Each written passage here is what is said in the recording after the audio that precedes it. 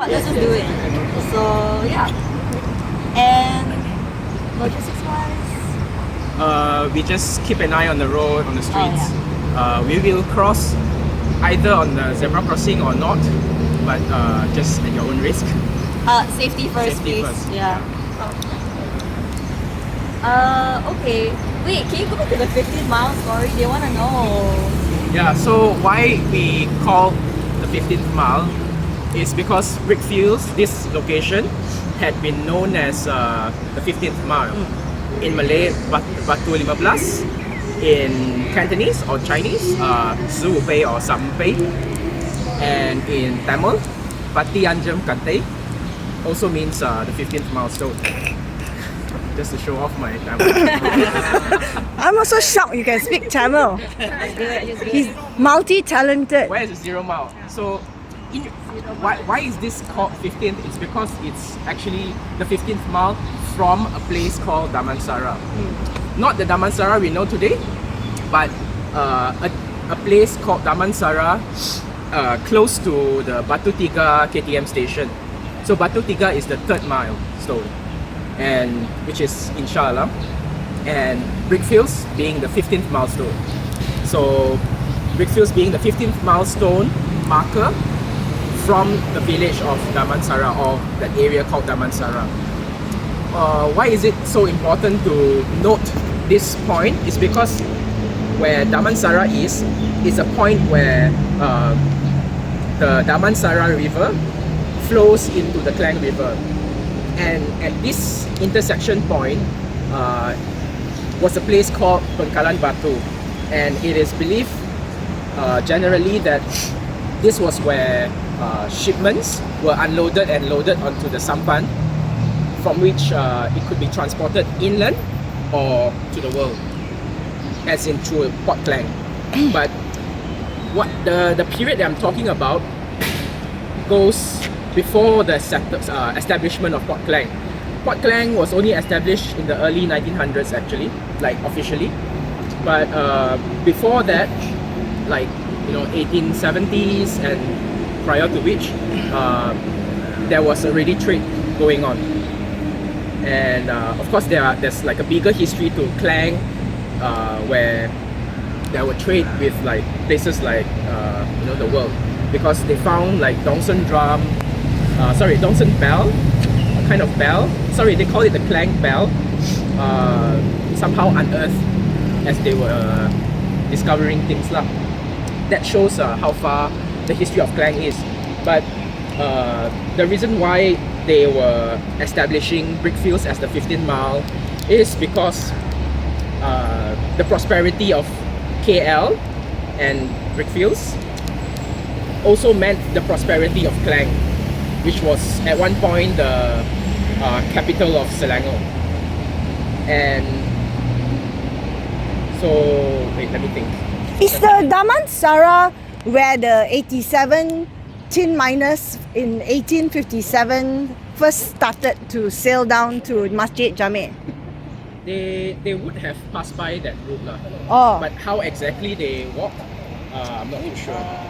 Because okay. Because they were supposed to have sailed up the river to Masjid Jamek, right? that whole stretch is a very meandering Klang River, along with other rivers as well. Change already lah. Changed very much and like straightened over the years, but they didn't only take the river route, but they took the river route and walking inland.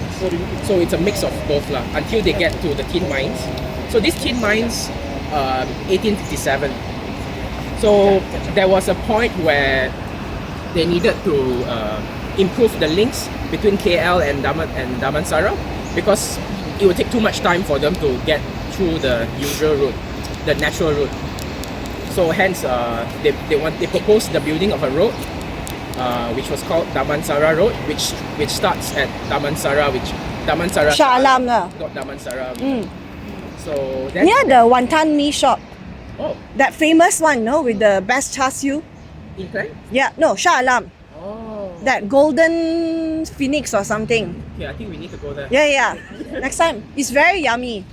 So they proposed to build that road, and then then the rest is history lah. that road starts from Damansara, Shah Alam, and all the way to KL. With that road being built, then the connection between these 2 points became more closely knit. And later they built the railway. Yes. Yeah. Maybe like some 10 plus years later. Yeah. But that project wasn't very successful in the early start. But it was actually led by this person named Yap Aloy. And You mean the railway? No, the road. The Oh, the Damansara road. Which in the map was just called Good Road at one point lah. Good? Good Road, G-O-O-D? like good. Oh, bagus. Yeah, because they say, oh, this road is good. It's easier to kind of like build a trail lah. Ah. Yeah, and it became a road eventually. But at the start, the venture taken by Aloy was not very good because the cost just went up really high, and coinciding with the drop of tin price. So at that time, when they proposed, he thought that he could, him being like a tauke and kapitan, he had control to some of the resources, right? But then at that time, the price of tin dropped, so the resources naturally became lesser lah. So that was sad. But then later on, the price of tin went up. So then it kind of like what do you call that? Could cater for the cost. Broke even, like Yeah. the cost lah. Yeah. He almost went bankrupt. Yeah. Yeah. And then, so that at that point, there wasn't a place called Brickfields yet, but he had already identified that this area could make good bricks and other things like tiles. So think of it as like The soil inside here, this area. yeah, like the clay that was good lah. So that was one of the earliest ventures.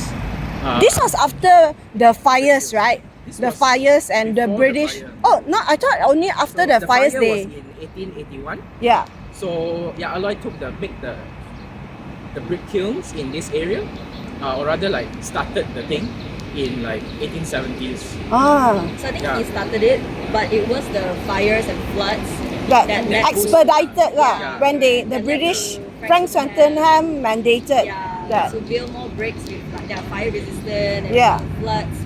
And then I think that's what popularized this place to be known as Brickfields. Yeah, for those who don't know. Thanks. Yeah. I think it was in 1894, thereabouts, that the Selangor government, run by the British, started to have something called the PWD factory, or the Public Works Department factory. JKR.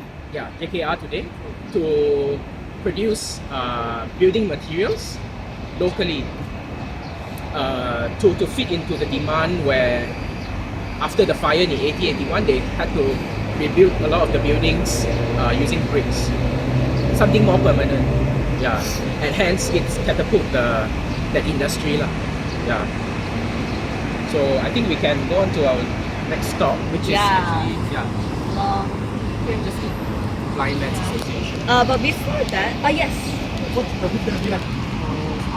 the route gonna be like? Yeah, we'll walk like this at the end, turn left, and then make another U-turn, and then somehow find our way there. You're gonna turn, where is it gonna be at? At the Kandaswamy Kovil, the Kandaswamy Temple. Or near Wailing Gallery there. No, that one was the Mooncake Festival. Just to make sure. Okay. So what is the old Damansara called now? Except the name or It's sort of, I don't know exactly like what's it called now, but it literally neighbors Taman Sri Muda. Damansara. So if you look at the map, you'll find a road called Jalan Batu Tiga Lama. Okay. So that's the old Batu Tiga road. But from Batu Tiga to Damansara, there's 3 miles, right? So like, what's the Damansara corner? Is it just next to Jalan Damansara? I'm not too sure what that area is called now. But that point where the Damansara River meets the Klang River, that area, there's an area lah. And that area neighbors Taman Sri Muda. And the point is called Pekalang Batu. But if you Google search Bengkalan Batu, you won't find anything. Bengkalan means jetty, right? Yeah. That's Jalan Ipoh 40th mile there, right? Oh, that one is Jalan Ipoh 5th mile. No, but there's also like Bengkalan Batu to collect there. I recall. Bengkalan Batu. Different Batu. Different Batu. Yeah, different Batu. That one is place name Batu, like Batu Caves and all that. But this one is just that one point that's called Bengkalan Batu. They use the name. What is the rough like? Where is it? Taman Sri Muda. Oh, No, okay. there's a wanton mee, very famous wanton mee restaurant called Golden Phoenix or something like that. It's there. Last time I checked the map. That the Batu 35 Road, Batu 5. Batu Lima. Tiga. Batu 3 Lama. Tiga. Yeah, it's kind of like split. If you look at the maps, lah. That means like It's the old road then split by the federal highway. okay near the stadium, the Bengkalan Stadium. So that Batu Tiga. Batu Tiga, formerly there's a racetrack there. Yeah. That's called Batu Tiga lah. Okay. I think the old route, Batu Tiga, that's there. where the place is. Yeah. Yeah, we need to go there. Eat the wanton mee. Yeah. It's not hot yet, right? This is a yet.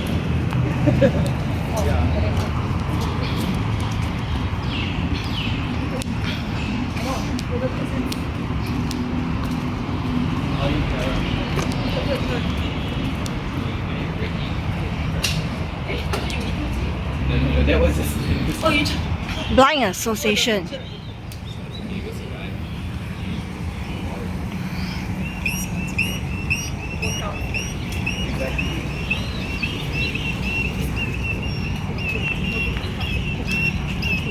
yes. I love the audible beeps, but it's so short, the processing time. Oh yeah.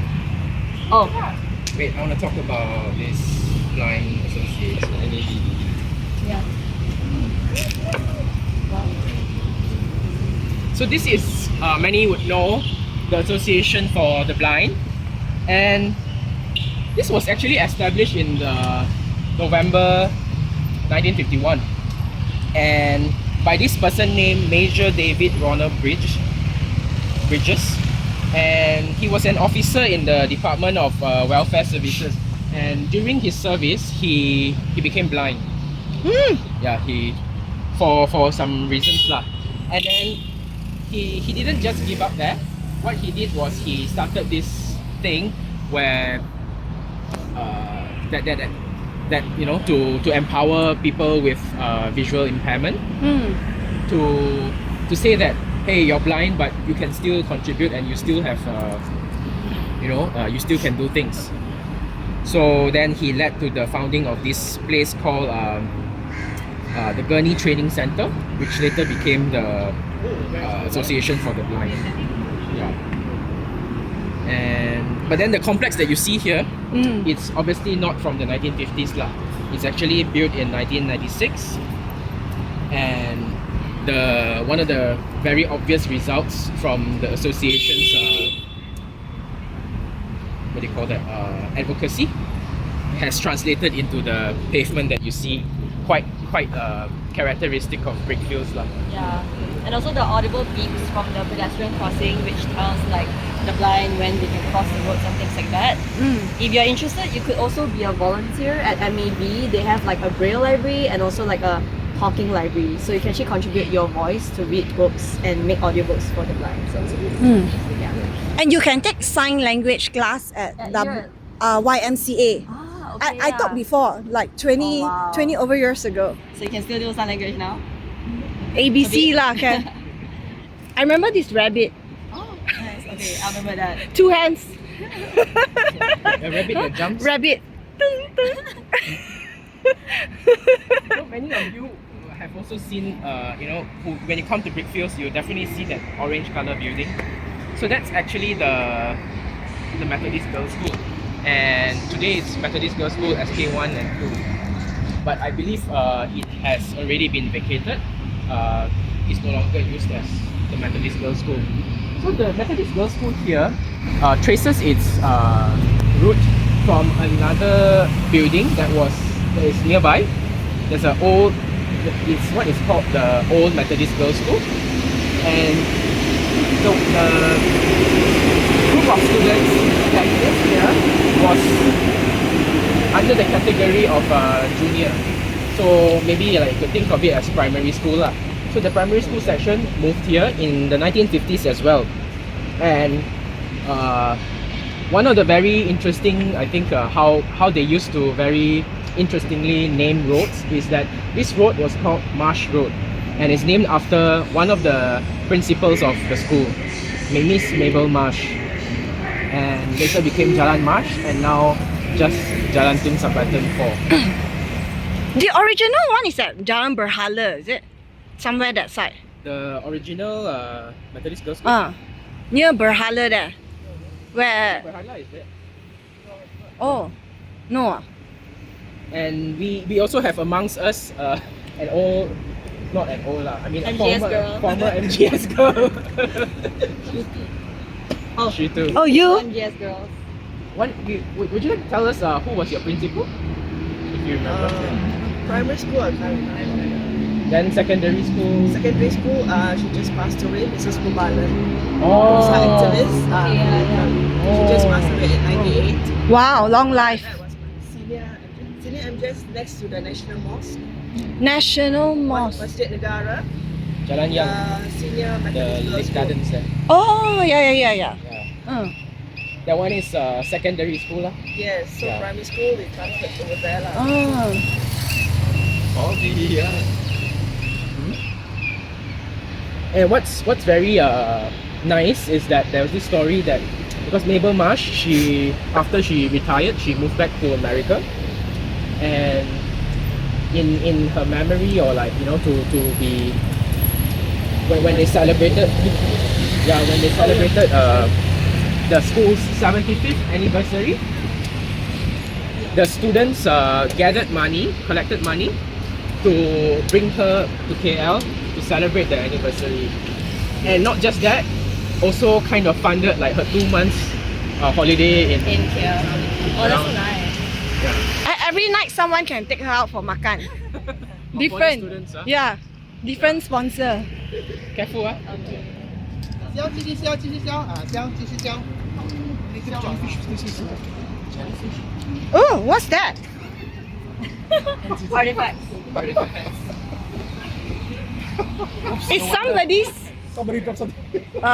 butt pad. But pad. That one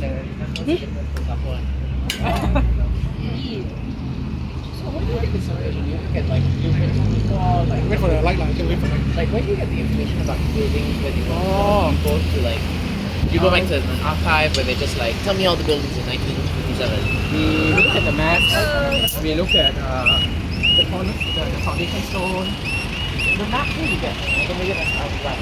Arcade. Yeah. And some sources lah. Oh, yeah. And you can just request like city plan map. 1957. Sometimes they are direct, but sometimes they are not. Okay. Yeah. Maybe you can Oh, maybe you look. can do that here in GBK. Beautiful flower. Because I thought after we got this and maps have always been like quite intimidating. I don't know where to start. It depends on the keyword that they use. Actually a lot of those fellows who also here to set up KL.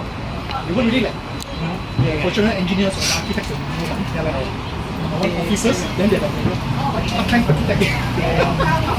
So they'll do the drawing and sketching accordingly.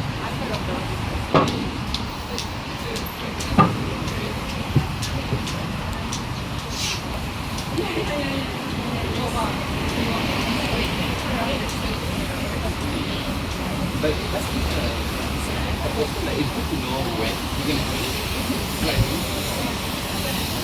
This is Yeling. This is Joshua. Hi. Met him. He came to my DNI meeting one time. Oh, What have you been up to since then? I've been running around Raoult a lot recently for research. Oh, what's happening there? Just farms, organic farms, durian. durian, okay. truffle. What's your paper on. heritage food or something like that. Yeah, I'm scouting out like, well, essentially, you know, the very artsy fartsy end of like market sizing for fine dining in Malaysia. Oh, Simply like jungle foods, whether it's sustainable, whether it's sausage. yeah, like dewakan lah. Yeah, lah, like, the whole wave, like, it's very trending now, but we're trying to see like it got legs or it doesn't have lah. Your name again? Li Ling. Leland. How'd you hear about this? Friends of Dennis?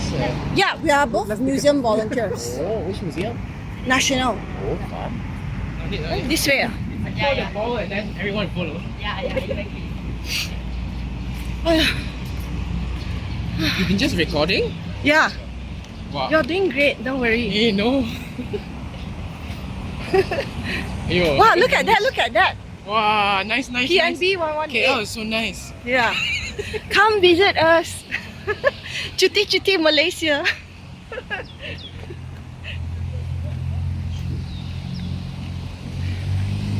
This is the second tallest building in the world. It's called PNB 118 because there are 118 stories. It's 679 meters. It's already officially open, but not all floors are open to the public yet. So I think Dennis, they plan to open soon, right? Next year or this year? With the textile museum as well. Oh, at the bottom? Yeah. Also, they're moving from Dataran. Oh, it's a different one. Oh, okay.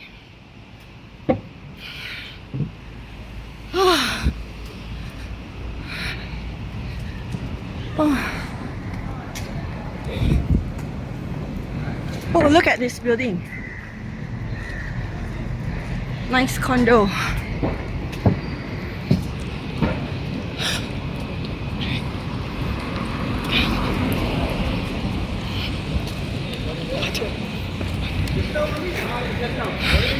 Did you just do the same tour set multiple times or? Actually, I've stopped doing it. Oh, so it's like resurrected. For fun.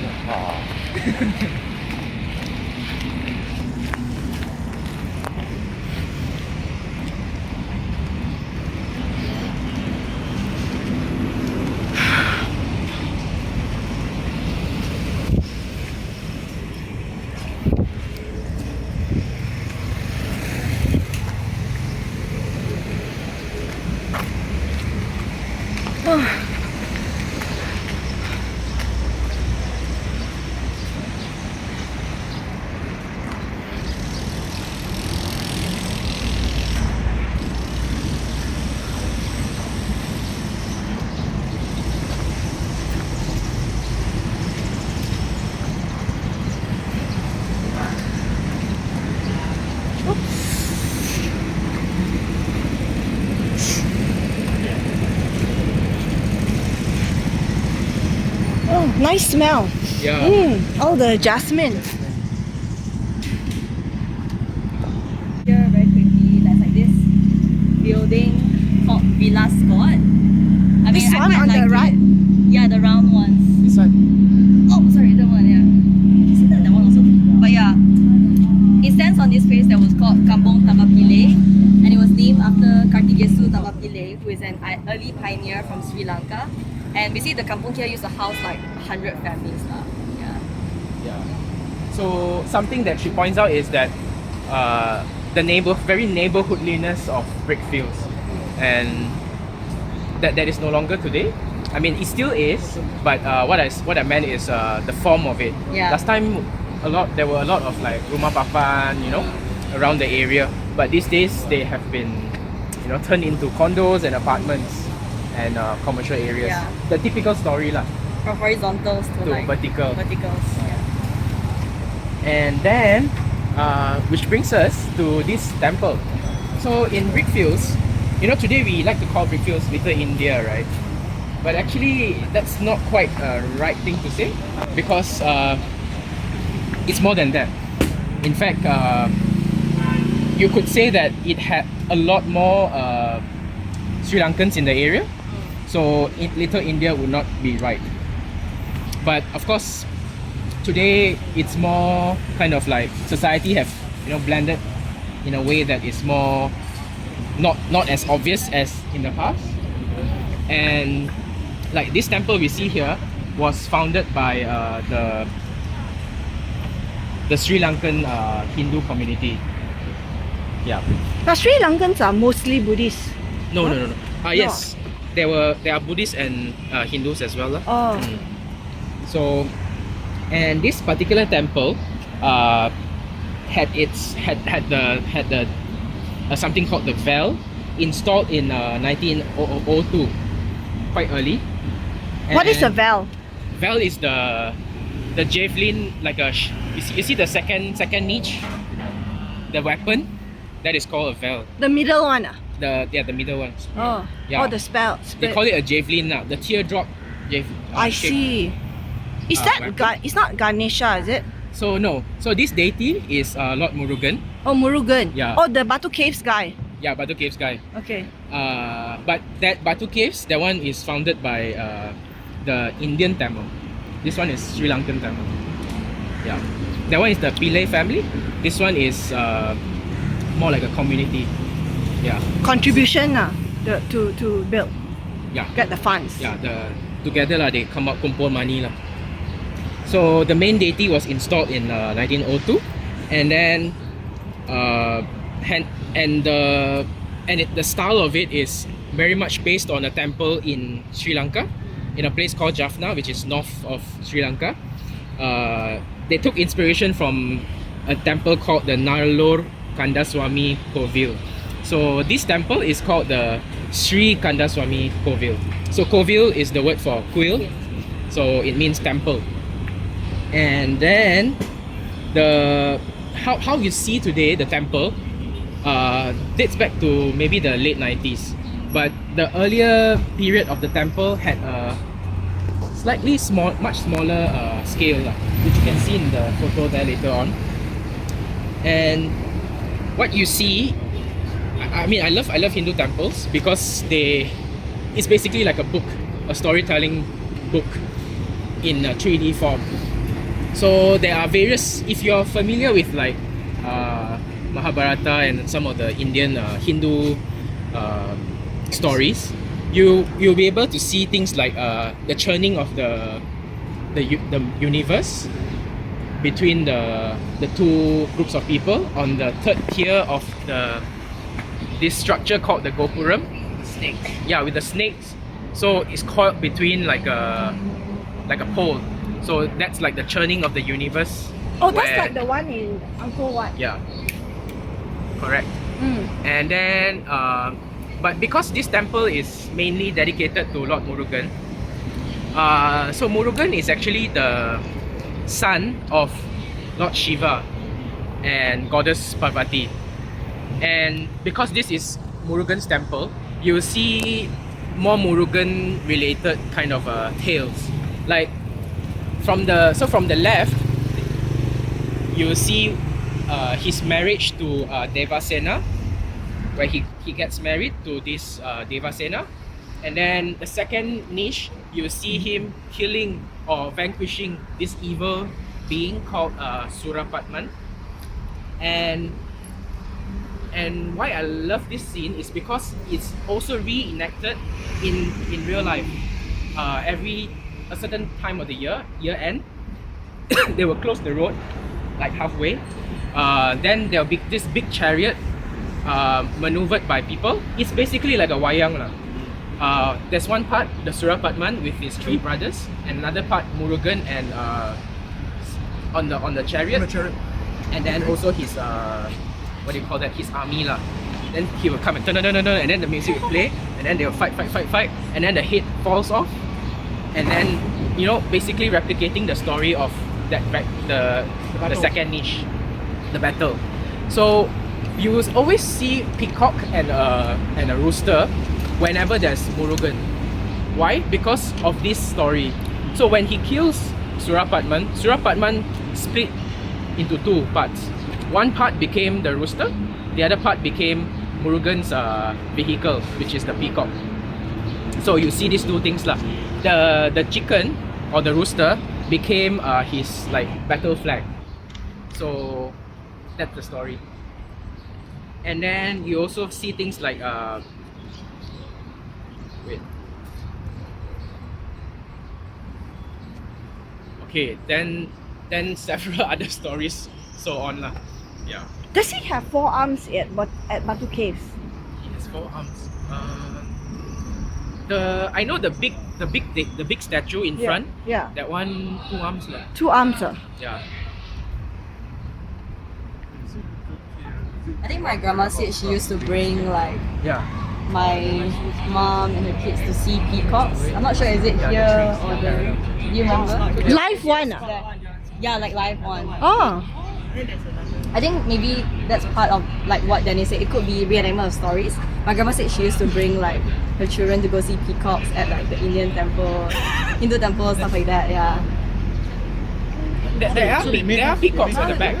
There are peacocks in the back. Yeah, exactly. So I was like, it could be here, but it could also be.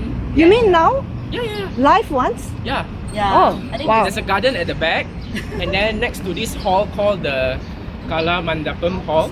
That's where all the weddings and events will be held. If anyone learn Tamil, this is also the place where you can learn. Yeah. And for those who are like covered to their knees, you can enter. And if you want to go, you can just go in. Yeah. But I think today maybe we won't. Yeah. Okay. But also like one thing, right? When you go in, they are quite strict with photography, so no photography. Alamak, no point to go then. No photography. Let's go. Oh, this is the old one. Yeah, the old photo. The original lah. The original. Yeah. Oh. This is written by Maganjit Kaur. Actually, yes. Because You guys it's written by Magan. So I'll read it.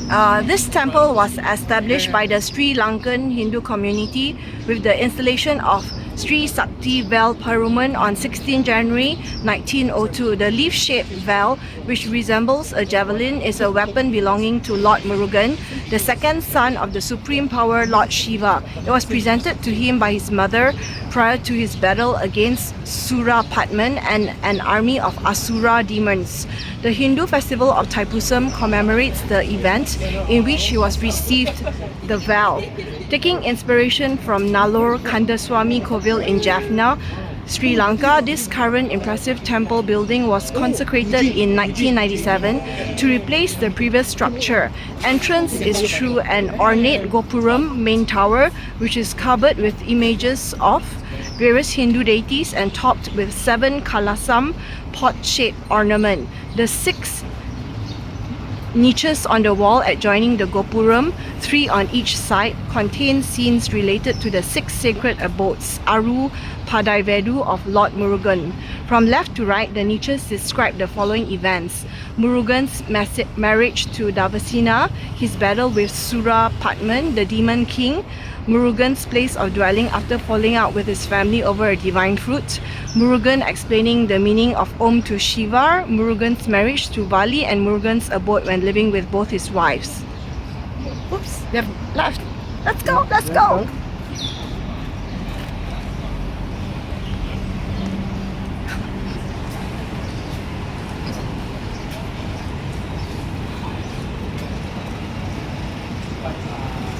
Very sad here because his friend dies because of the heat stroke.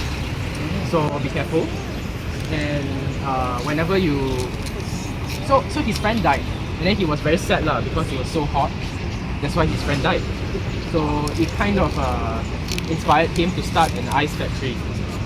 So then his ice factory was located here, like around here. Hence, this road that led to his factory is called Jalan Scott. What's So, his full name?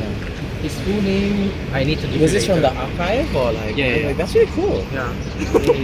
We know him as Sam Scott or Sammy Scott lah. What the Sammy. Yeah. And then, what do you call it?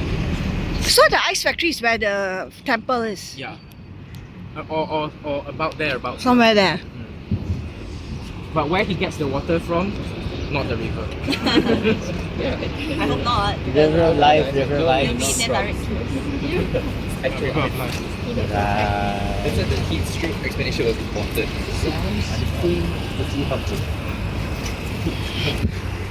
What was this? Maybe late 18? Late 18. Okay. Close to 19. Got electricity then, meh? So how did they make ice without electricity? You're right. You can make ice with that, How? salt. Salt, then you get a lot of No, you need to lower the temperature significantly. For that, without Yeah, in Europe during winter. Europe, but you're not here also. Sorry. You're recording all this? Yeah. So all the comments are going to go into there in your channel. Don't worry, nobody watches more than a minute. That's why it needs to be something controversial. I'll be shocked if I get 2 viewers. Because I'm the first one. So what you do is after you put this video up, you post it in the group. Then can get 10 views. At least everybody here like that. Huh?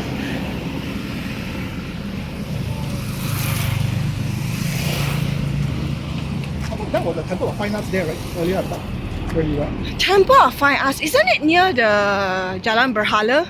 Yeah, okay, yeah. Mm. Sorry, makes sense. Wow, look at that beautiful temple. My God, so nice. Very intricate detail. I never noticed it before. Is it new? I think they upkeep it up. I never seen it before. You just see it. My goodness. This road lah.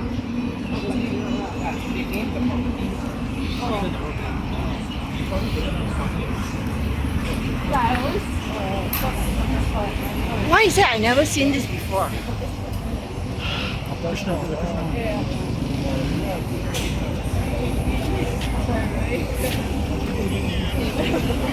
I mean now all my friends are thinking of like the higher building.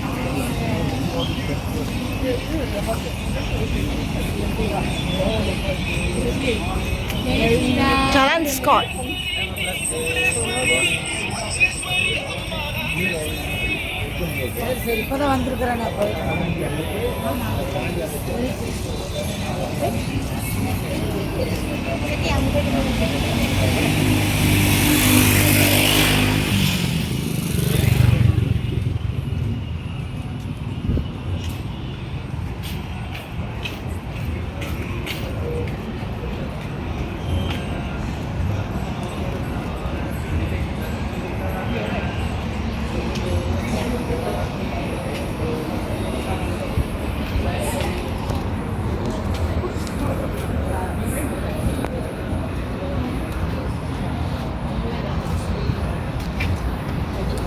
You also can, yeah.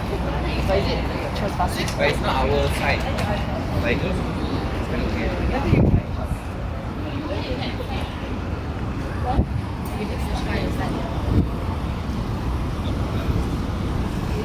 This banana leaf is very yummy. Bisa lat cheese. Dennis, that banana leaf is very yummy. Oh, is it? Yeah.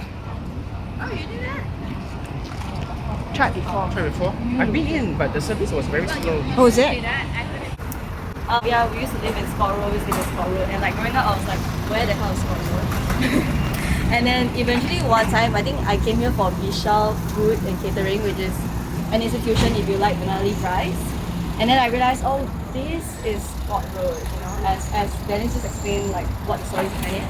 And then funnily enough, I found out that the place where my grandparents lived at while they were on Scott Road is at Vishal Food and Catering. Actually, it's literally where Vishal is.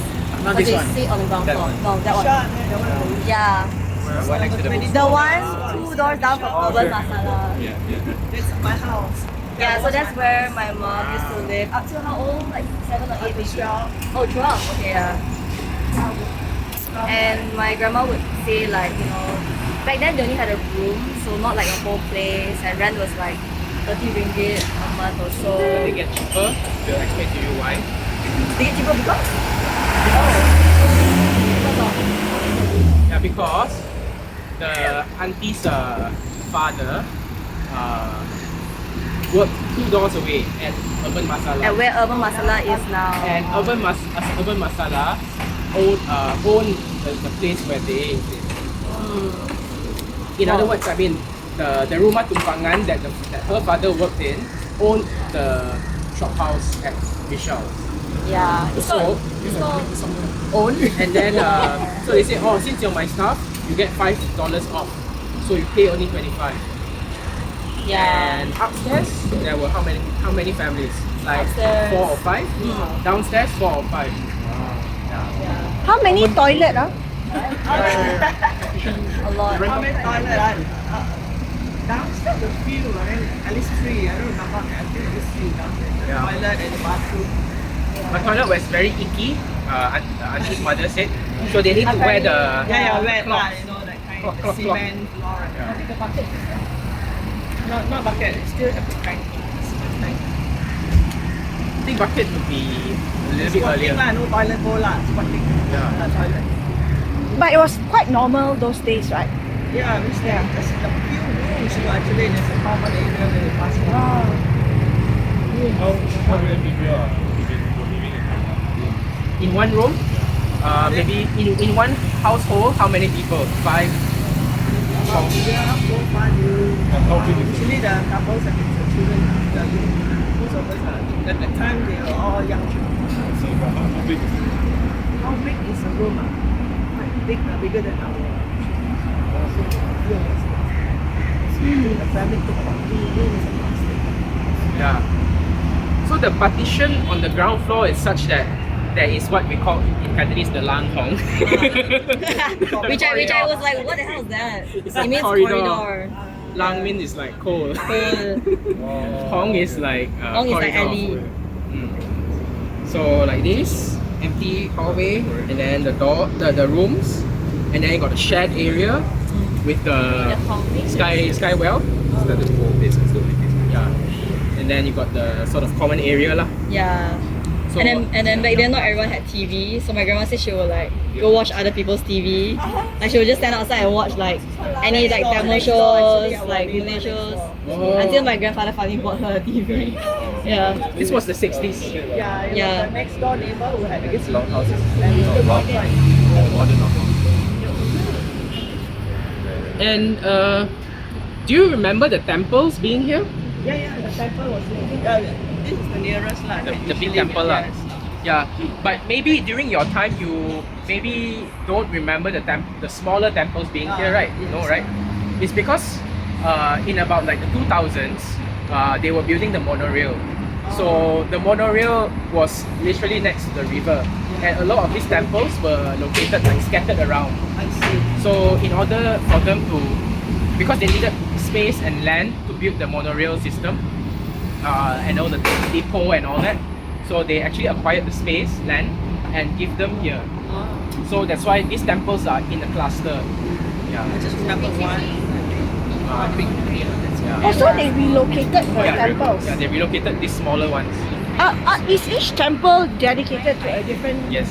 god? Yeah, the first one was Krishna, and then you got Hanuman, the monkey god, and then you've also got Muneswaran, which I believe is like a village deity kind of thing. You usually see in a village area, if I'm not mistaken. And they're not necessarily new temples. Some of them date back as early as the 1930s, 1940s. Yeah. Are they Sri Lankan also? They could be, but I am not sure. But they are definitely Hindus. Yeah. But of course, like this Brickfields was actually much larger. This highway obviously didn't exist. Brickfields kind of extends until where Holy Rosary is. Which highway? This like behind this. Oh, It's a highway. You'll see. I see.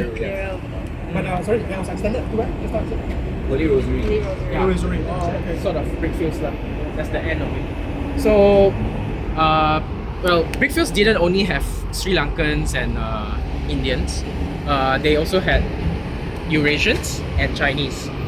That goes to show that Brickfields is actually quite like a microcosm of KL. Wasn't it the place where all the DBKL people stay? KL. Oh, I think we mean the 100 quarters, like where a lot of civil servants. A lot of the civil servants, Yeah. they lived at what is at that time called the 100 quarters. Yeah. Where is it? Near the roundabout. We'll get to see later, I think. Oh, Near the okay, roundabout okay, there. okay. We'll show you that there are remnants of the 100 quarters Yeah.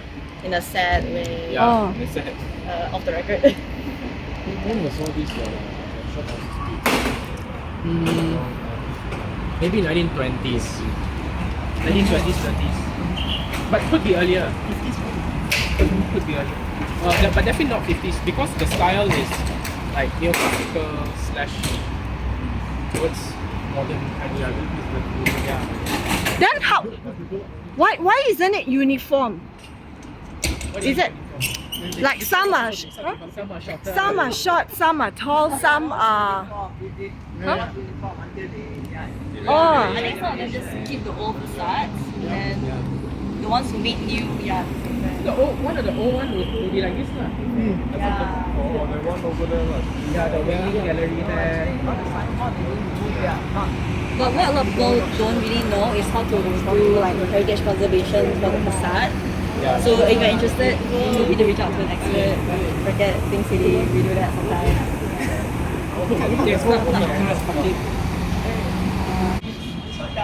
Scott Ice.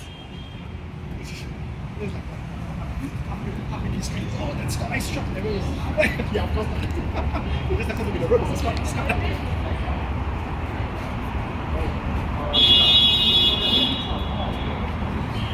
Quill Sri Maha Munaswaran. Wow, what's this? Datuk Kong. Datuk Kong.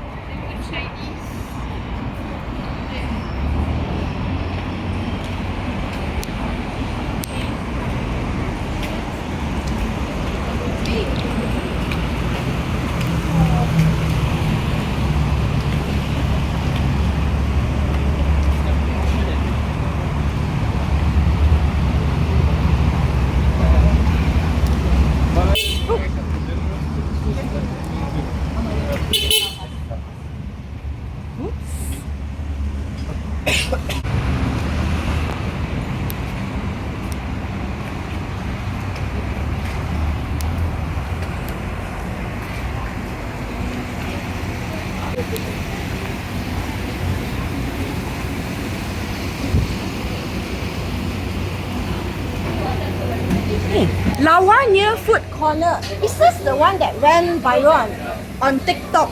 Is this the TikTok one? Lawa near Food Corner. Huh? TikTok. It's quite cool, like it has like some nice Viral. history and some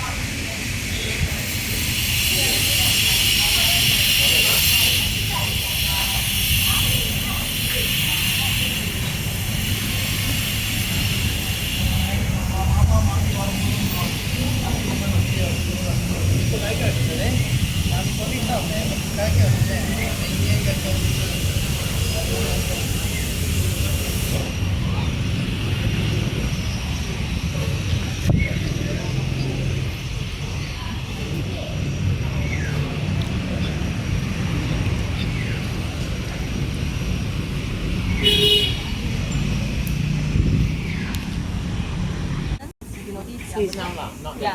No, since back then till now, yeah, it's all like 4 stories. My grandmother lived in a mansion. Yeah, we'll show you other mansions later. Not the one I live at. But if you Google, I guess you'll know. Yeah. It is strange. And so the reason why we stop here is because I want to show you this road that is like perpendicular to us. No entry sign there. So this road today is called Jalan Padang Belia, named after the YMCA because Young Men's Christian Association, so Padang Belia. But it actually also had an earlier name, which is called Kandang Kerbau Road or Jalan Kandang Kerbau later. Why Kandang Kerbau is because a lot of the cattle sheds were located around this area, and this cattle shed basically was like the grab of those days lah, or the lorry of those days, which transported things here and there. So this was the area, and more importantly, I guess, actually not more importantly, what is now owned by YTL, this whole big lot, cordoned by the blue fences, was the railway club field, recreation field. The one on the left? Yeah, the one on your left. Behind the hoarding. Yeah, behind the hoarding. So that is now owned by YTL lah, because YTL very smart. They take railway lines like Santo, Brickfields, which in my opinion not so smart lah. Of the railway corporation, railway asset corporation, which is called RAC. But then, yeah. So this next to this field was another field, the YMCA field, the Young Men Christian Association field. So these two fields combined together becomes a huge field. Yeah, what is already huge became huger. Yeah. For football? For football lah, mostly. And for football, people who play football in like the 60s and so on would remember a club called the Hong Chin Club. Hong Chin means onwards, forward kind of thing. And they started around here. And this club celebrated its like 60th anniversary maybe close to 10 years ago. And they are not just like any football club lah, because I think they were playing with PKNS people, like people of that level kind of football. So, but what is more important to highlight is the cityscape has changed so much with all these fields starting to go away and being replaced by tall towers lah. Yeah, which is the sad case of many cities. Yeah, not just KL. And yeah, and correct me if I'm wrong. I once was told that this row of very nice flats were actually developed by this development developer called the Bongsin Development. And The three-story one? Yeah, this three-story Bongsin. Bongsin is related to a company called Dolomite, and they are also kind of like partners lah with Key and Sons, Lim Key and Sons, who developed Stadium Merdeka and Stadium Negara. The layout of that level lah. But today you don't really hear of this name. Yeah, it's like maybe a developer of a particular period lah. But they are still active. I mean, they are still doing things. This time Derby of its time. Oh, cannot. Because Sandabi also existed at that time. Oh yeah. Maybe at the time was more They didn't develop lah. So when you say like, so people in the past they travel around using like kerbau or tractor, is it? The cattle. The cattle. So they just ride on the cattle. It's more for things lah that people. Which transfer? Which Yeah, logistical. because is it a dry show or they are carrying? it's a bullock cart. Okay. So behind is the wooden cart. So the cow will pull up. This was until when? But there wouldn't be trishaws as well. I don't know when this stopped becoming a kandang kerbau, but kandang kerbaus maybe By the 20s lah. no, they still existed up till like 50s. Maybe. If you look at the federal highway, what do you call that, the signage? Out of the 4 things that not supposed to be on the highway, one of it is the kandang kerbau, is the kerbau bullock cart. Including, What do you mean? no, like the federal highway. they don't. Now. Yeah, they put a signage that says no becha, no Yeah. bullock cart, no whatnot. No, but maybe it's like a leftover of the. Yeah, it's definitely leftover lah. Doesn't mean that today they still have Wait, where's the sign again? The signage, one of it is near. Shit, how do I say it? You know the Vivekananda school? Oh, okay. Vivekananda school on your right, and then you exit to Subang. That exit junction. Right. On your as you exit, you'll be on your right. That's the signage. No below car. But that's not the only one. As you drive along to KL, there's also one. Talk about PJ there, if you look at under. Yeah. Okay. Yeah, Maybe because there used to be settlements or what there like. Yeah. So they just left it there lah for old time's sake. No lah, they just forget about it lah. Oh. Anybody can pass something but nobody will pick it up. Yeah. How unique. Yeah. Is it this one? Okay. Yeah, we can By go. the federal highway. But be careful. Those days in the federal highway. I'll take you to the dunes of Brickfields. Dunes, wow. This is like one of our favorite parts, and I think a lot of people don't really know this. Probably seeing this for the first time. And if you notice, that's actually the picture in our poster. Oh, okay. Yeah. Oh yeah, here it is. The poster. What poster? The IG photo. Oh, for this walk. Yeah.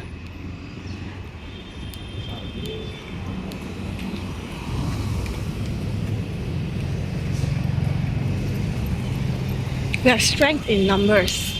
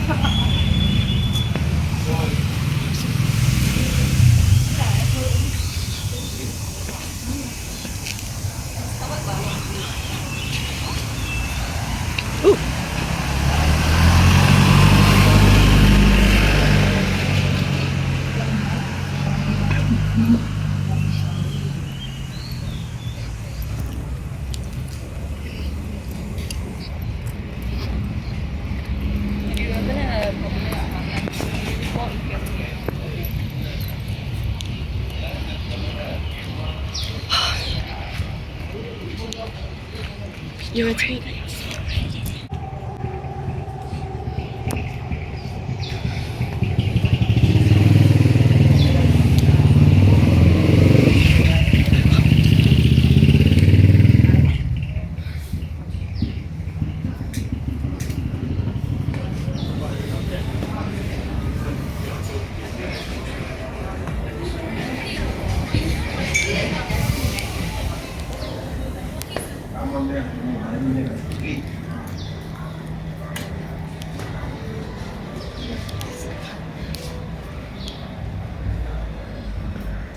Isn't there a Chayas in KL as well? Jalan Kultera? Ah, looks familiar. Do you know there's a Chayas in KL as well? Hey, Dennis. Is it the same, Dennis? Is it the same Chayas as? Yeah. This is the original one? Don't know lah. Oh, yeah. Is it mostly like Tamils or is it mostly like Ceylon? If they are generally if they are Hindu Tamils, then they be Hindu. I see. If they are Sinhalese, then Buddhist. I see. Generally lah. So the population, the main one that came is mostly Tamil. Tamil. I don't know. Tamil will be more lah. Jennings is quite. But there are a lot of Buddhists also because we have the Mahavihara at Jalan Berhala. Those are Sinhalese. Sinhalese are Buddhist or Sri Lankan? Yeah. The southern part lah. Jaffna is the north part. where the Tamil Tigers were fighting about 20 years ago, right? Actually, a lot of them come down. The Tamils are mostly they stayed there. Yeah, don't. Hey, this one cannot go in. The clay was like such a later on good they become material for the bricks. engineers. The clear pit, which one of the places was basically where YMCA is. So yeah. Where's YMCA? Which the yellow building? building. Oh. But the YMCA's building wasn't on this corner. It was like further down the petrol station area. Oh, okay. This is a new one. Yeah. This is the most recent one.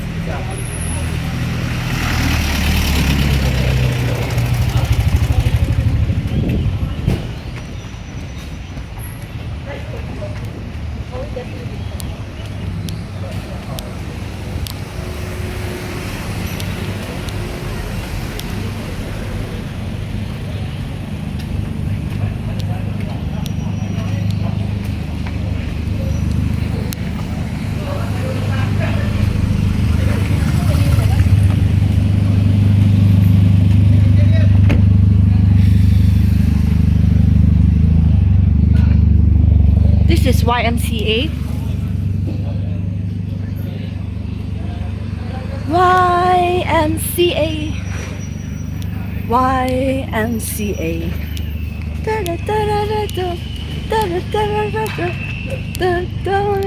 You'll be treated to my singing in my videos. That's why my view only 1 minute. Hey, you mute me, yeah? What? I'm scared.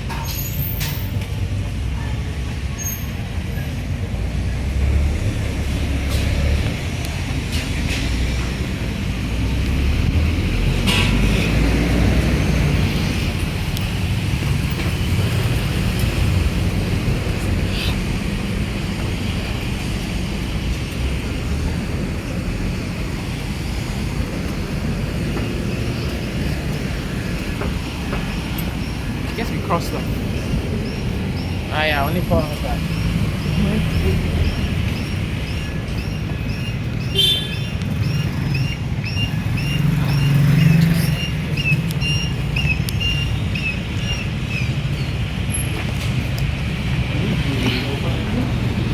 Don't know will you open?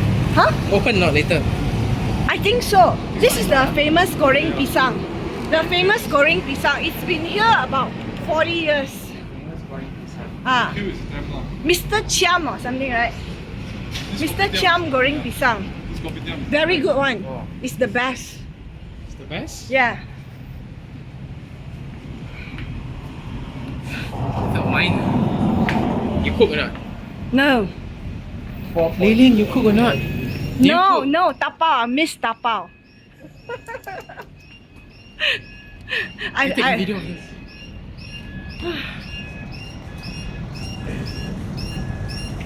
Yeah, you're all celebrities today. Liling is a YouTuber. Hello, follow me on Read that way. KL Oral History Subscribe to Project. Ying. Everything you say can and will be used against you. Dennis, I'm shocked that it's not open. Yeah, I think.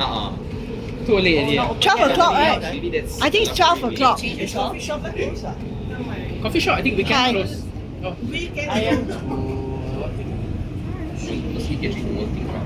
Once you set it out, then you blow Oh.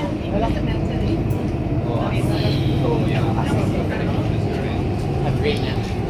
So the YMCA here, this building, dates back to the late 60s, 1968. But it had already been in this area since the early 1900s. With donations coming from people like Yu Tong Sen of what do you call that? Yu Yan Sang, and then Lok Yu, and some tin mining companies. You being Donated money lah. Kapitan, right? Lok Yu wasn't a kapitan. Lok Yu was a businessman, tycoon lah. Yeah. They were Christian. Lok Yu, I don't know. So yeah. Then why would they donate to YMCA if they're not Christian? Maybe because they want to bodate the British. Oh, okay. Possible, yeah. And then they became Christian. Oh. Something like that. It could be. Okay. But off record lah.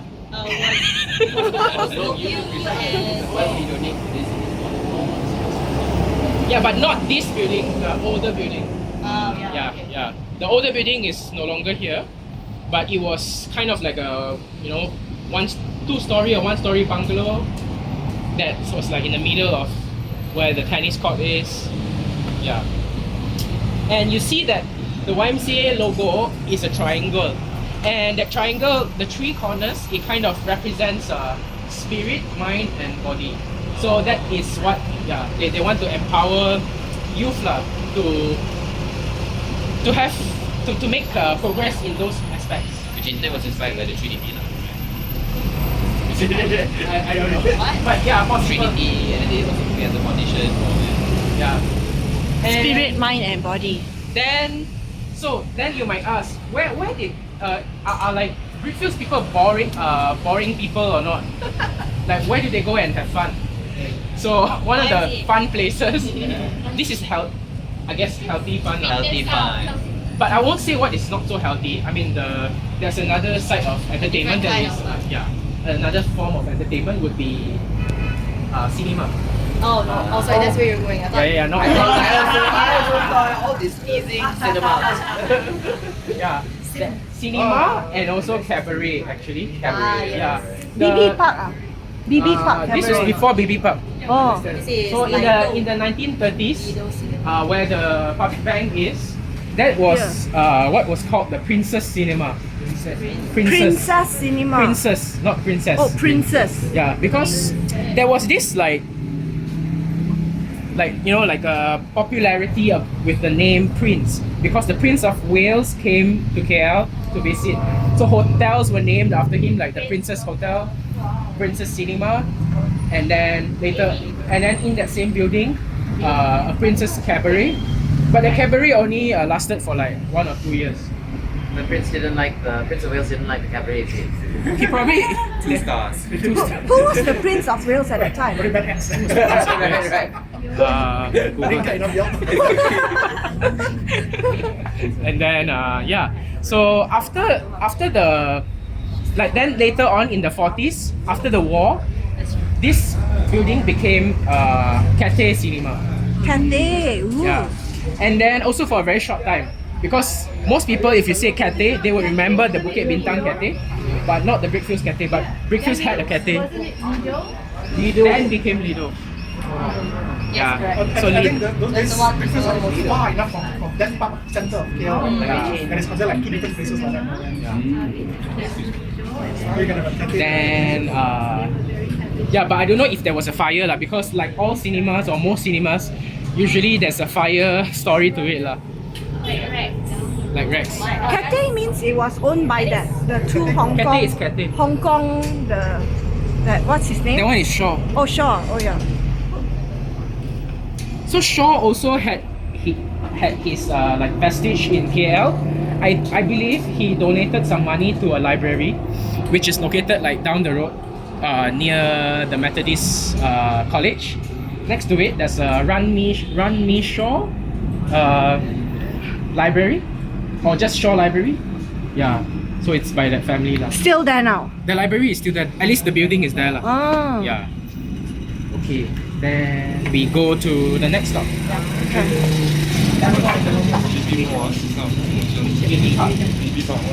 Park was an amusement park. Oh, those that the small one that you go. Oh no, that one wasn't Gomba. It's a fun fair park. Yeah, it's fun fair. Fairground. Okay, but they stay to the one place. Yeah. That's where Xueh is now. Yeah. Sorry, the MRT station. And in the amusement park, there were 2 cinemas. And like maybe some eateries and all.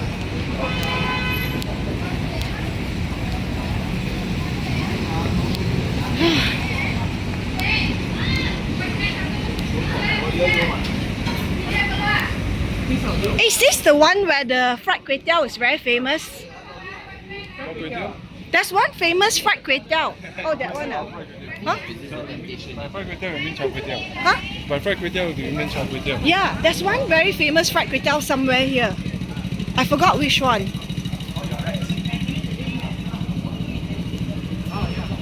I can only think of food. No, this is not Bitcoin, by the way. I What don't is know, it? it's a design. So this one. Oh, this one? This temple.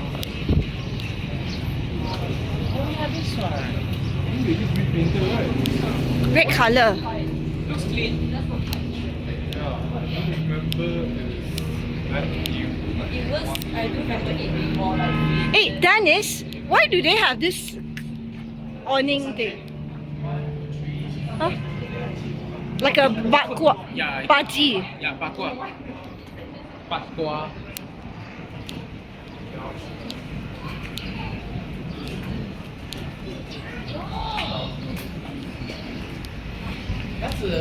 Some cow tong. Yeah.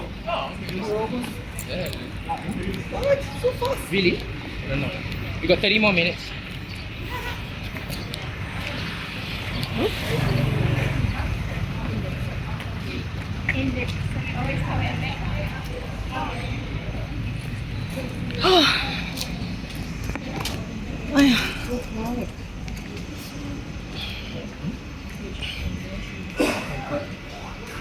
Inside, I don't know.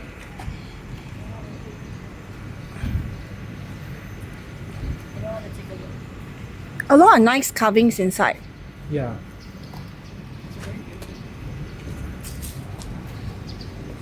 Oh my! It's written from right to left. Yeah. Some cow tong. So this, what's interesting about this temple is it combines three religions into one.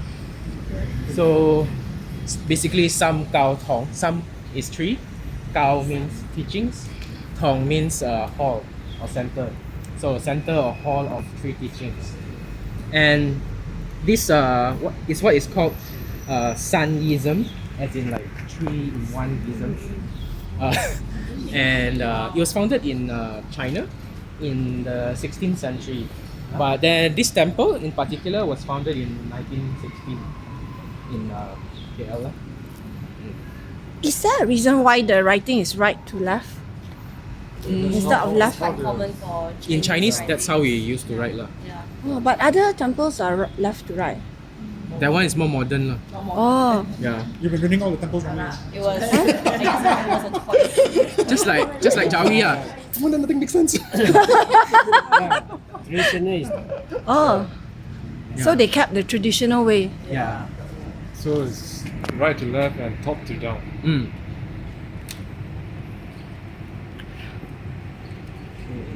If I'm not mistaken, the three religions here are Confucianism, Taoism, and Buddhism, right? Mm. I think it follows what it says, lah. Three teachings. It's more Yeah, like teachings. Yeah, three types. The founder was born into a Confucian family. Founder. Yeah, the founder of the whole movement lah, or the religion or teaching. The movement. The movement, the way of life. The way of life, the way. The way So from 100 okay, lah. 100 schools of thought became 3 schools of thought. Is it? No, Hundred School of Thought is different. Hundred School is Chunqiu. Chunqiu, that was like in the warring periods. That was even Much earlier. much earlier. That was during the before the It was Three it was Kingdoms. it was yeah, no, it was The warring period. 2,500 years ago, right? 100 schools of thought. Yeah, yeah. Yeah. So this was Yeah, like, so and then- in China it started with 100 schools of thought. Then but- some became more popular lah. But when we talk about 100 School of Thought, we're talking about, say, you know, Sun Tzu and all that. It's Yeah, not yeah. necessarily related to religion. Yeah. So this one is more about spiritual, you know, three different types of spiritual teachings. 100 School of Thought including, you know, like legalism and all Yeah, that. It's more like- Mohism. yeah, Mohism is more like, you know, social. Yeah, all the political gurus philosophies. those Yeah. days. Yeah. So I wouldn't. I Y'all wouldn't got buried alive, right? Huh? Y'all got buried alive, right? Can't remember. But No, I think that like some popular ones surfaced lah. Then the rest got pushed aside. So then you might ask, where are the Muslims in Brickfields? Yeah. They were around this area. So Just usually, opposite here. yeah. Yeah. Your answer. That's a dramatic segue lah. That's going to do. Pen, the pen. No, the pen is fast. So this surau, or today is I think Masjid It's a masjid now. Kotia, Yeah. and Gotia. Gotia means one who is helpful. And this surau or masjid was actually initially a madrasa, like a school to teach Islam to children. And it was established in as late as 1987. So pretty new lah. But there was already a village or kampong in this area called possibly a kampong lah, because there was this road called Jalan Haji Khatijah. So possibly leading to a kampong that's called Kampung Khatijah lah. Khatijah is a lady's name. Khatijah is a lady's name. But Haji? How come she's Haji? Maybe at that time they No Haja. It could be a transliteration problem because it was from Jawi to Malay to Latin alphabets. So they probably thought Hajj was Haji. Oh. Hajjah. Oh. Yeah. But it's a lady Yeah, lah. it's a lady. I think that's a lady's name. But this happens a lot in a lot of Transliteration. transliterations from Jawi to Latin. Where yeah. So this is this belonged to the correct. the Indian community. So Hajjah is a female Haji. It's kind of like yeah. Like Hajjah was probably not someone who's been to Hajj, but is married to a Haji. That's also another reason. But so if you are a woman and you've been to Hajj, You're also called Haji then. But I never heard of a mosque being named after a lady. Oh, but is the mosque named after the lady? I think the kampong. No, it's not. The The kampong. Kampung Khatijah. The Oh. mosque is called Masjid Kotia. Correct. Yeah. I see. Or back then, Surau Madrasah Kotia. So she was like a village leader lah, probably. So, Oh. Okay. Oh, we have to leave. Yeah, we don't know lah. Maybe there was a Khatijah lah. maybe first woman or something. I think Muhammad's first wife. Yes, Khadijah. what you have here is basically a working class community. Yeah. They build their own places of worship. But I mean, if you're in the mainstream, then of course you get allocation for your churches and your main mosque. But here is where the people build their own on a free space, freestyle basis. Yeah, but you can also see like I mean, there's no like which no government committee was intervention in stronger this. lah. Which committee had like Yeah, of close course, you have to- relationship. I mean, if you have more people, then definitely your place will be a bit bigger. You have more investment. That's probably not the reason why everybody stays in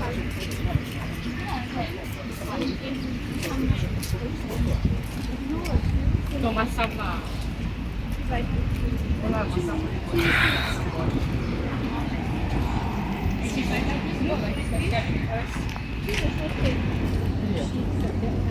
Are you going to talk about that structure? What is that? That's I don't know if it's actually used as a clock tower, but a lot of the schools at a particular period had like a clock tower looking structure. what's the one? St. John's or what? Yeah. Not St. John's, the Butler Victoria School. Institution. I think the Victoria Institution. What school is that? Methodist I Girls think School, so. Oh. We were there just now. the primary. Oh, not where we were at just now. Yes, this is the same from the building. other side. Oh, okay. We are looking at it from the back.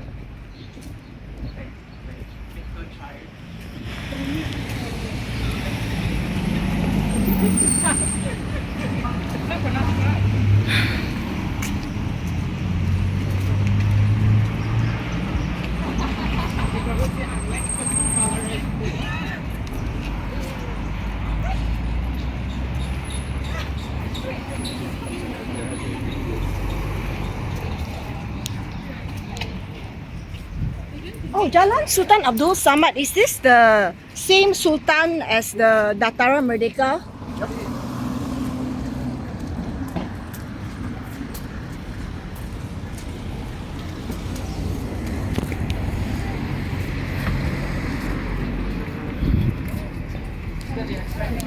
Sorry.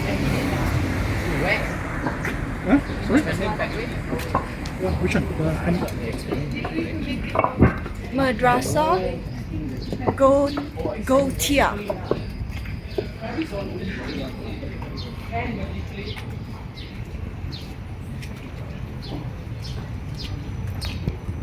Very lovely.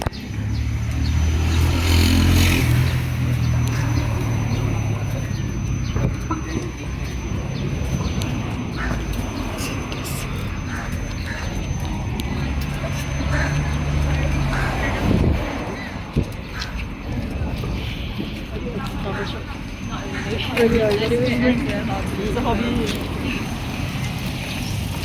It's not got one like area where you are actually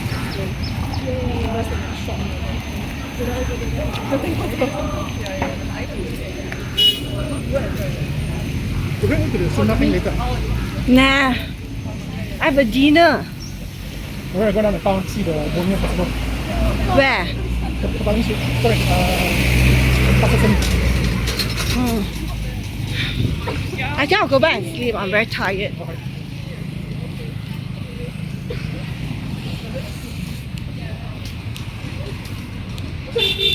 Are we going to stop for a drink? I'm really thirsty.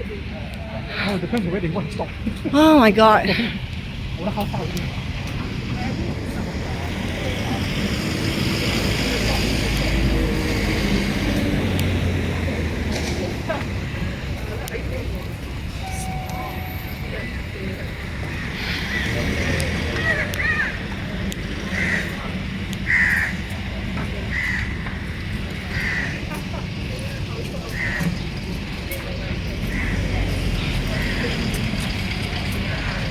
Girl Guides, Pandu Putri.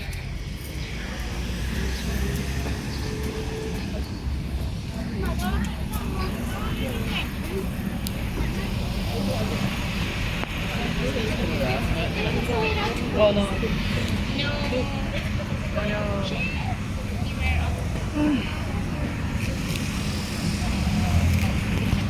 This is the Girl Guides Association of KL, or rather Federal Territory.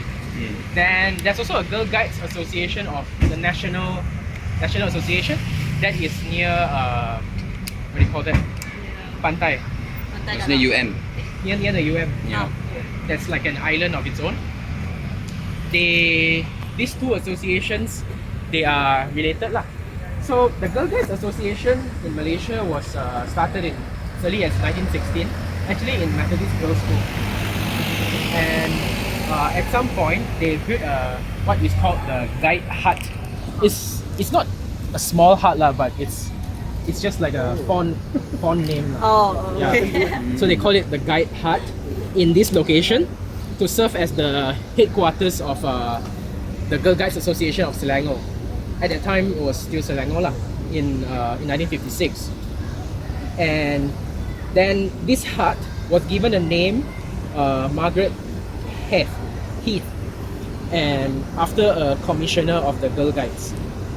So, but then the building that you see here dates back to the 1960s, and it was designed by an architect called Voon Kim Shun.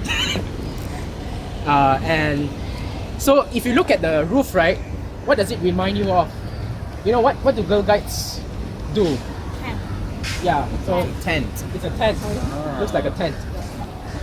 So that's the inspiration lah. Yeah, and inside, apparently it can seat like 1,005. It's quite big. Yeah. And of course it has like things like hostels and library. Yeah, but then over the years, of course, then the needs change and things like that. The building was upgraded in 2006, and the rest is still what we see today. And I think it's a rather well kept building because it's managed by girls. Funny. But yeah. Look at the BP house, as in the Boy Scouts. They actually, I think, last I heard, they're gonna demolish it or redevelop it. The Petaling Street one. Yeah. Oh, yo, that's a very nice building. The Art Deco one. Yeah.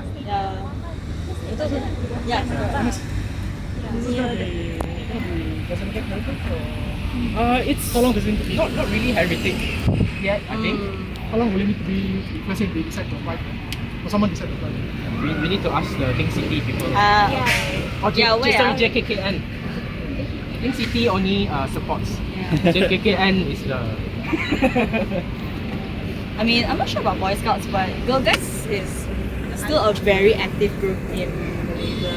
Yeah, maybe I think that's why as well. And they still do a lot of activities like camps, and this is where girl guides come to like be queen guides as well. That's where I used to come. Not a queen guide though, sorry. So they call you queen?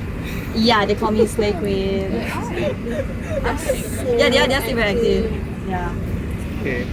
Yeah. So maybe I haven't told you why there are so many like Indians or Sri Lankan people of this heritage or roots. It's because of the factories. The factories, the PWT factory that I mentioned earlier. A majority of the laborers came from people who are from Sri Lanka and India. So they hired these people. So naturally you live somewhere that's close to where you work. Hence, Brickfields became the place that they live. Yeah. But were the Sri Lankans the leaders, the Kangani system? Sri Lankans not so much in the estates. It's not the estates. Oh, it's not the estate Indians, lah. yeah. So estates usually are like Malayalis, yeah, which they call black Europeans. Like the Indians would call them black Europeans because Europeans being like because Europeans are like the governing like authority, right? But then within the estates, the Malayalis are also the governing authority of the people Of the Kangani system. Yeah. So they call them black Europeans. The plantation society and the caste. Yeah. Things like that. If you are like really keen to explore, there's an ongoing exhibition in Ilham Gallery called the Plantation Plot that explores this topic. Oh, did you go for Jomo's talk last week? I did. No, it's Was it online. good? Was it My good? boss, by the way. Oh, very, when are they posting it on YouTube? It's full of Really references. think about, like, so of it's my- but the Oh, exhibition- yeah, I'm going to listen to it. I wanted to go but couldn't. Yeah, it was full house. Yeah, yeah. To be fair, it was. Yeah. It was really full. It's like, Cherry? Cherry means okay. okay, let's go.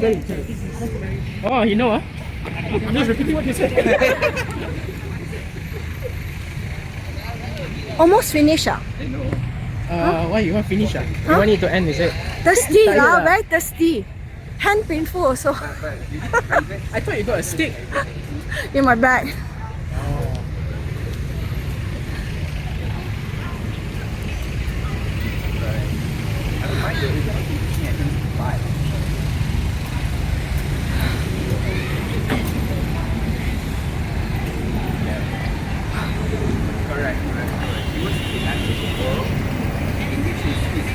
Hey, this church is so unique looking. Yeah. Look at this. Another tent, huh? Yeah, another tent. Urine smell.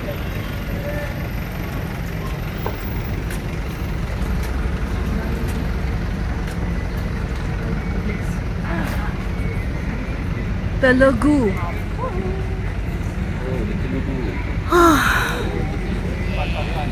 There's another tent here, but this tent is dedicated to the Holy Father, the Holy Spirit, and what's the other one? Father, Son, and the Holy Spirit. Hindu experts. Yeah, Hindu. Christian experts, please stand up.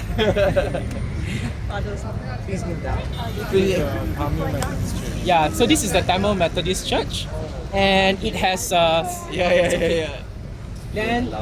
So this Tamil Methodist Tamil Church was established in 1897, the same year as when the Bangunan Sultan Abdul Samad was built. But it wasn't located here. It was located in Batu Road, near Jalan Melaka. So Batu Road was the old name of Jalan Tuanku Abdul Rahman. And at that time, the congregation of this Tamil Methodist, this Tamil church, was just a small building. But then later the congregation grew, and it had the size was so big that it had its different congregations. So you got the English congregation, you also got the Tamil speaking congregation, and then also the Chinese speaking congregation. So over time, because of the different needs, they went on to different locations to expand respectively. And the church here in Brickfields was moved here when the government gave them a land, or like, you know, secured a land, when they secured a land from the government in 1960s. So from the 1960s, you can also tell that the architecture of the building is also very mid-century 1960s kind of design. And yeah, so that's generally how different temples or institutions of worship are founded. They founded in a place, then as the congregation grew, they have to split because they have different speaking communities. Then they secure their land and they expand on their own. It's not unique to this place, but it's quite the common story. Yeah. And yeah, they are also having some renovations around the compound, like at the back of the church. I think they are also expanding. So it's a different phase of the institution. Then there's also a Sivan temple here that's dedicated to Shiva and also his family. So like what I find Hindu temples quite cute is that for Shaivite temples or Shivan temples, is dedicated to the father, and then because Shiva is the like a fatherly figure then you would have Murugan, which is his son, then you have Ganesha, also his son. So it's like a family. Yeah. And then when you go to like, you know, Mariamman temple in High Street or Jalan Tun Hichasli, you also have but then it depends which temple the main deity that is praying. So if the main deity is like, for example, Mariamman, then you have Mariamman in the main sanctum, but surrounded by like families. You got a Shiva, you got Murugan, things like that, and also other deities around. Depending on the size, then you have different numbers of deities. But usually it's that few main deities that you see typically amongst like Hindus. It's a family Yeah. Maybe in Taoism also they are not quite families Yeah, but they are individuals. Yeah, then we go there. But I'd like to point out to you that again you see apartments. So what I was told that this apartment was actually also another site to kampong, and that kampong I don't know what's the name, but the person that I spoke to, he says that there used to be what was known as the coolie lines, but coolie is not a nice word because it's kind of derogatory. So he says better use labor lines. LINE. Kamu Khadijah? Oh. Okay. Yeah, and it's moved to Pantai Dalam. Oh. You can Google and you find Masjid Khadijah, Pantai Dalam. The Pantai Dalam, that as if you're heading towards PJ. There's one road that you end up somewhere in PJ. What was the name of the masjid again? Masjid Haji Khadijah. Oh, the same. Yeah. Oh, the Khadijah. Find it in Pantai Dalam. You mean the Pantai Dalam road that is Yes, that's it. along inside the house, food stalls and houses. Yeah. How are you gonna edit this? I'm not. Unless you want to take the bridge. Bridge. Cross. Road.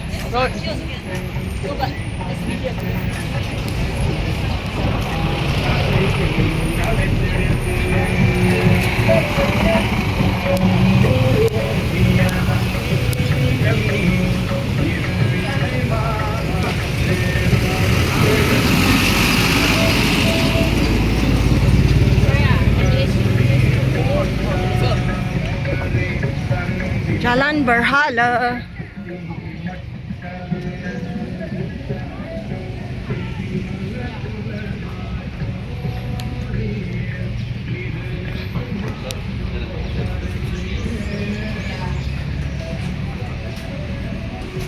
Go out there and listen.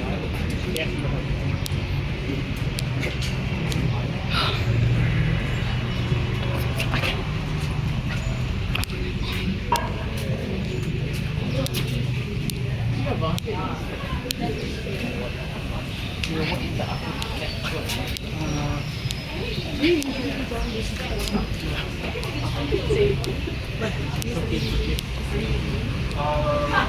I'm very interested. I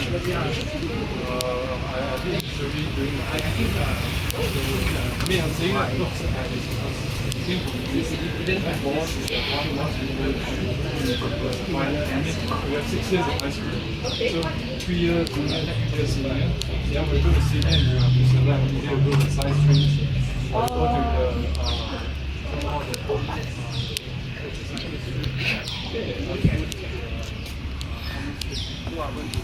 Then there's also a Ganesha temple here, and this Ganesha temple is nice. But also like how it was founded is because someone sees an apparition of like a spirit like next to a tree, and the next thing was that they believe that that spirit is a sign of Ganesha or Ganesha himself. So then over time they created like a little shrine to worship Ganesha. Yeah, and eventually over time again, then they finally found a spot to expand the temple, and it became what you see today. Yeah, and actually because of the heritage that we have in this area, there were actually at some point you will find toddy shops in Brickfields as well, but toddy being like a labourer's drink, if you like, that is favoured by a lot of the Tamil community, but also like the labour community. But again, a lot of these like drinks, especially because it's alcoholic, so it's been regulated by the government. So over time, you don't see a lot of toddy shops in the heart. Careful, in the heart of town anymore, and not just the heart of town, like even in the outskirts, not so much anymore because it's regulated. So once the like license expires, maybe they don't want to do it anymore, or it's just a little bit harder for them to get licenses. Yeah. So what toddy is, it's actually palm, the flower of the palm. You make a cut, and then the sap of the flower drips into a vessel, and that vessel collects the sap, and that sap, when fermented, becomes an alcoholic drink. Naturally, Yeah. it's naturally, you just leave it for 30 days. Yeah. Or like, So basically the bacteria from the air. oh, they have to put ragi, is it? I don't know. I always thought toddy is coconut wine. It is soft Oh no, coconut wine. they call it coconut flower. Flower. Yeah. What has it to do with the palm? It's got nothing to do with this. I mean, No, I mean palm. I mean general palm. it's the flower. So the flower comes out like this, like a Macam tu pisang like that. yeah, but it goes up lah. So they cut the flower. The flower not fully developed yet. It's still like So is it coconut flower or palm tree flower? it's not. It's not. Is it coconut? It's coconut. It's coconut. It's a Toddy is kind not of coconut. palm. Coconut. Or maybe it's That's why it's called It's a kind of That's what they palm usually lah. say lah. Maybe it's a kind of palm, Maybe it's a not kind of not necessarily coconut. Okay. Yeah. So genus, palm, yeah. coconut. Oh, that's and then it drip. I think Malaysian mainly is classification. Coconut. Oh. Okay. So maybe in other part of the world where I'm not sure lah. But Malaysia, is it coconut? Lah? Air nira. In Malaysia, it's Nira. Air nira. Then for those who like to try or who can try, I have a place. Okay. wow. Okay, where is it? Unhealthy He entertainment. knows the spot. The one's after later. But it's not in Brickfields. the one It's not in Brickfields lah. It's Bellamy. It's another B called Bellamy. Oh, Bellamy side there. just fermented. Yeah. Behind the palace, right? I like it. Yeah. They have Near the palace. they have flavored one. Flavored toddy. The one, the ikan panggang, that one is no, not that side, but the other end of the road. And Bellamy. Yeah. Yeah, you're right. It's East Palm Wine. It's just that sometimes people use coconut palm. Oh, different kinds of palm. Yes. So today we all learned something. CIF. TIF. And so we're now going to take a look at some of the mentions. So these mentions are not actually like mansion, not like bungalows. They are just names that have been used that was in fashion to refer to like flats like this, like low-rise apartments or flats. Like happy mention. Section 17. Yeah. Like Sam's Mansion. Yeah. If you guys know near Zhongshan. Yes, Zhongshan. That's one of the more well-kept mansions. But that Oh, one okay, is the one, high-rise mansion. But that was a very high rise, yeah. The one beside Chinese something over there. yeah, correct, over there. But do you know why they were obsessed with the word mention in so many places like Selangor Mansion? It could At the could time in the 60s, yeah? I don't know, but Marketing. I feel like it could be, yeah, it's marketing, but So they were moving off from the smaller. Yeah. Mention limit. like 70. Marketing. Before the term PPR, Oh, is it? PPR is much later. Yeah. So before they use the term PPR, they use the term mention. No, but these are not government. PPR is private. government. Yeah, slightly private. different because PPR is a people's housing project. Ah. Sorry, because I work with PPR, so yeah, but that's like a much later Tell project. us about Yeah. your work. Is this, It's how okay. can we all be part of it? Come for the tea afterwards and then I'll share more about my work. She don't want to record on YouTube. Private PNC. No lah. Uh, You want to actually, distract it's us like from the core. mid to upper. So what would say like the line? If you think about it, these are the ones that make it interesting for people who stay in those what do you call it? Segmented apartments.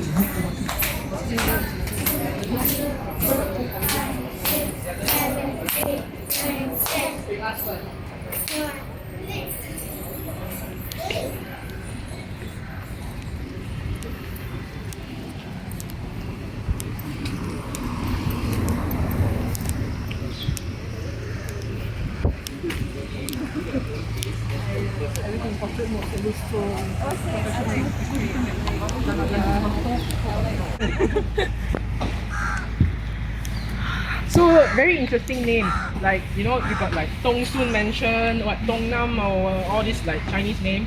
But you also have a Red Marble Mansion. This one. Oh, I guess red marble. Yeah, I believe lah because then the wall is like red color. Because they're using red brick. Huh? Not because they're using red brick. No lah. They say marble. Oh. So this one on the left is red marble. I think so. If I'm not mistaken. Marble at that and it's like What do you call But the place is tea and water only. No problem.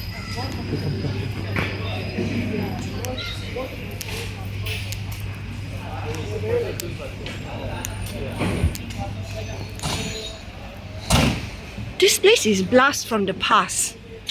Which bus? Like 60s.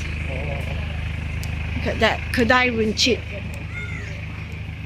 There was an auntie who was like about to close her shop. Yeah. Then she was selling like rather like let us take away some of Wow, the old glasses. still can harvest coconut. yeah, it's called common name is Kokodoa. So one is like a pray. So you pray like this, right? Yeah. So Oh, here, Sing Hong Tokong. it's actually not suitable to be planted at the house because of the its roots can damage all the hardscape lah. Usually along the roadside it's also not. City variety means every city. Over there. Yeah. After that, I want to see something over there. Oh, And there's a mirror. Good shot. that mirror maybe don't take photo. Why? No, I'm just saying. 100 years of bad luck. Because we trust you. Are you saying there'll be like a +1 or something? There's a temple here. This temple is called the Sing Hong Temple. So sorry. Sing Hong is this deity called Chen Huang or Sing Wong. He is usually like seen as a city deity or like a city kind of a deity. Literally sing. Like sing as in city. Yeah, Sing is city. And Wong is like king. I don't know. Wong Sort of is like Wong is someone with king. authority. Oh, okay. Someone with authority. King of the city. So he takes care of like, but of the city, but also at the same time like kind of underworld. Like. Yeah. So the deity takes care of like underworld as well. Because if you go to the temple, it's not usually like very bright, but don't take it as like a bad temple. It's actually good. You may think that it's so dark. Is it like ghosts and all that? Actually, it's not. But it's more like it takes care of the underworld. That's why the appearance is like dark. Yeah. So like usually there's like temples with like mediums and all that. Yeah. Then you got this medium that does all this like rituals and stuff. They got possessed and Yeah. all that lah. Yeah, They help you to do they teletexting or they also do it here lah. But they don't do it on like the 1st and the 15th day. They do it on the 2nd and the 16th day because of the nature of the Underworld. temple lah. Yeah, because it's kind of like yin, but not that it's bad. It's just like yin and yang. It's neither bad or not good. yin It's energy just lah. it's just Balance, positive. balance. It's just different energy lah. Yeah, but inside you'll find what's interesting. Also, you'll find Datokong. You'll find if I'm not mistaken, Ayappa, which is a Hindu deity. So it's also a very blend of syncretic kind of fusion of different Kaliaman, different devotees inside lah. Yeah. So every year during the deity's birthday, Seng Wong's birthday, they will also have like a procession and kind of a ritual on the road here, where they'll do things like they'll take the knife and like run over that kind of things. Run over what? Yeah, pierce themselves and what you might call Self-flagellation. self mortification. Yeah, things like that lah. they're bringing the deity for a walk around. Yeah, to bless the dispel place and then come dispel back the and bad stuff lah. It's like you kawang ye lah. Yeah, like Kaong Ye lah. So there's actually and then if you look at it, Hinduism also has this like self-piercing and things like that. So there's quite a bit of similarities between Taoism and Hinduism. Yeah. But of course, they learn like from one another or they develop it. I suspect it's a very ancient practice. Yeah. Cannot explain. It's not so much like learn from each other, but it's more like because it came from the same source. So, That's why they became the same sort. yeah. Same source meaning dharmic. No, like the Like cloud universe, consciousness. the Oh. law, the universe of the law of the universe, the universe. I mean, in Malay universal beliefs, there's also like those Yeah. like, Many different faiths have certain things in self-flagellation. different Islam yang lain kan. That's like a So it's like a cross section lah. Yeah. Because like even in like Shia Islam, you have the self-flagellation on Ashura, where you're supposed to remember Hassan and Hussein. In certain Christian sects, there's also self-flagellation when monks, when you go to That one is penitence. more on practice, I think. But Yeah, yeah. self-flagellation is more of a Abrahamic. But when you talk about all Yeah. this spiritual possession, it came from like in the, I won't say China, but the Yunnan part. There's this idea of like Su, like Wu. But this is the- not that lah. It's But all this came it from. kind of overlaps. But I don't know if it's considered or not. But from my reading is that the Wu kind of concept came from there, and then later it developed into all this like mediumship and all that. And all this mediumship is spread to Southeast Asia. Yeah, and then of course in the Taiwan part. So that's from my understanding. Oh. Started in Yunnan. I can't remember the exact part, but the concept of Wu started around that part, the Hindu Oh. land. The southern version. I guess I'm saying like if the Hindu religion does develop it independently, it doesn't have to come from the east. Yeah. It can also come from like the Persian neighbors because it's a feature in many different religions. But we are talking about different things. I'm talking about mediumship. Oh, the mediumship. Yeah, the mediumship. And then you're talking the flagellation. Oh. Oh, okay. Yeah, let's Yeah. go Riverside. Hey, everyone's thirsty. Oh,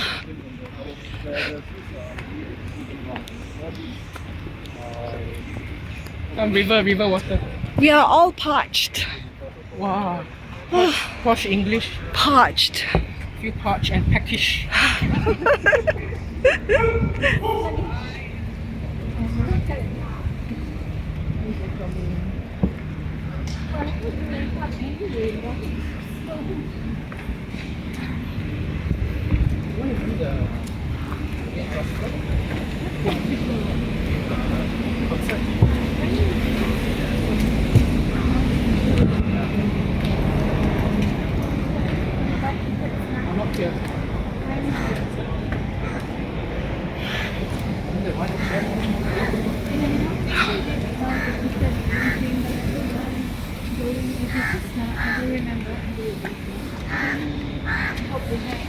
Temple of Fine Arts. Hang on. We don't know if they're open yet. By 11 they should be open. And they have very nice.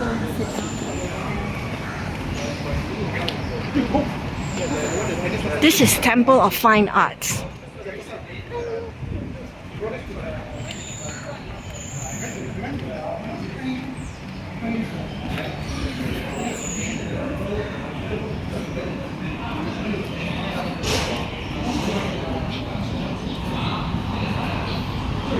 Riverside Cafe.